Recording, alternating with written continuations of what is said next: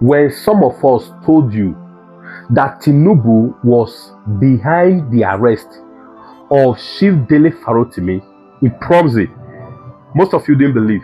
Now, truth is that. Watch this video now. As you watch it, please like it, share it.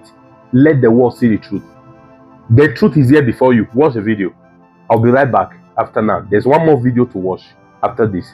Thank you. I remember sitting in this same chair. You were right there as well. Just a little over a year ago. And we were talking. And I was specific in saying that Nigeria had been damaged beyond repair by Buhari.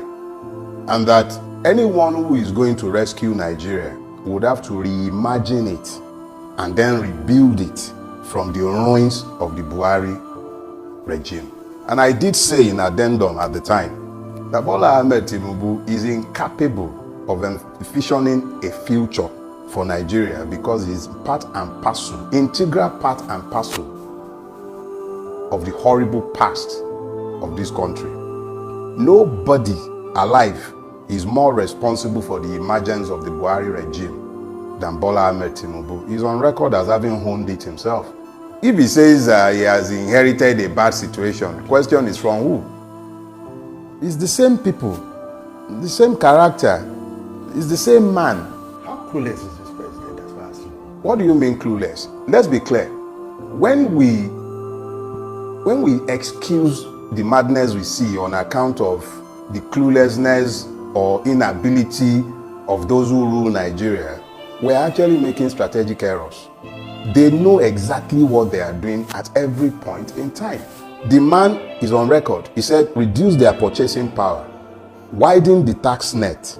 All those things the man was saying, and everybody was busy catching crews and laughing at the time. That's exactly what he is doing. You're seeing pockets of protests here and there. I remember saying some years back that the Nigerian revolution will start in northern Nigeria. I stand by what I said at the time.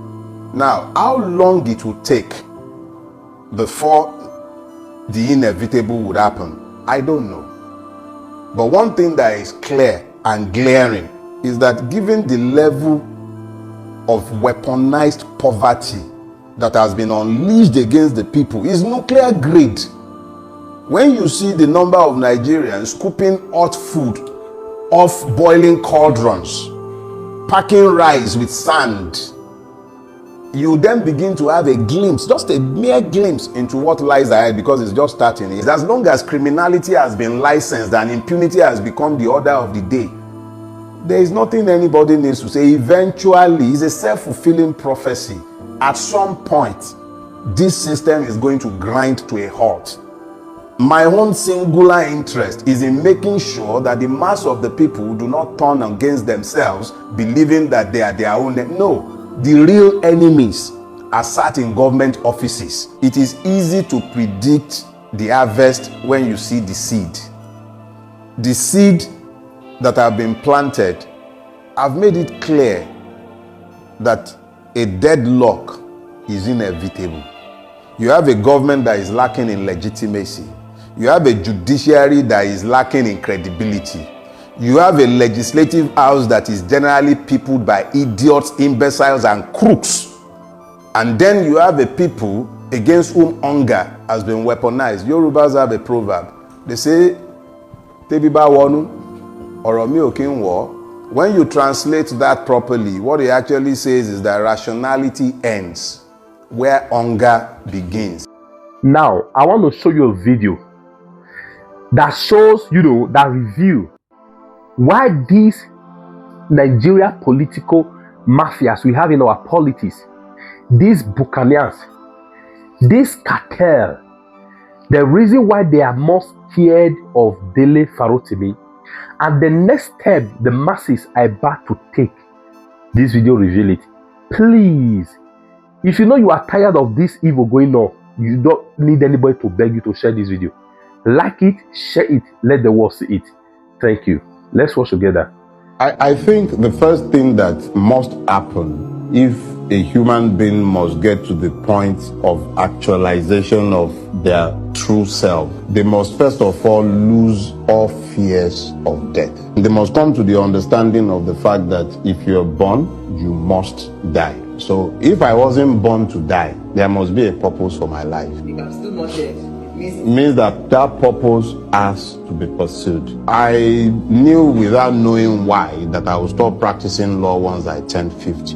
And when people would ask me, even my wife before I was married, and I've been married since 2002, I told her before we were married that she knew long before our marriage, within 3 weeks of knowing me, anyone would know back then that once I turned 50, I wasn't practicing law anymore. What I was going to be doing, I did not know. When people would ask, I would say I'll write, because that was always a passion. But as the time drew closer, I knew what had to be done. And what has to be done is that this system has to be confronted. And that is the purpose of my life. When I say the system has to be confronted, I'm always very careful to point out the fact that I'm not speaking to violence. But I bear witness against this system. I'm bearing witness against a generation. I'm bearing witness as to what I am seeing. Generations from now, whether Nigeria lives or dies, I pray that it lives for the sake of our children in one form or the other. It's a blessed land, and I do not wish to become vagrants. I don't want to see our people become wanderers, vagrants away from our land all over the place. You find Nigerians everywhere right now,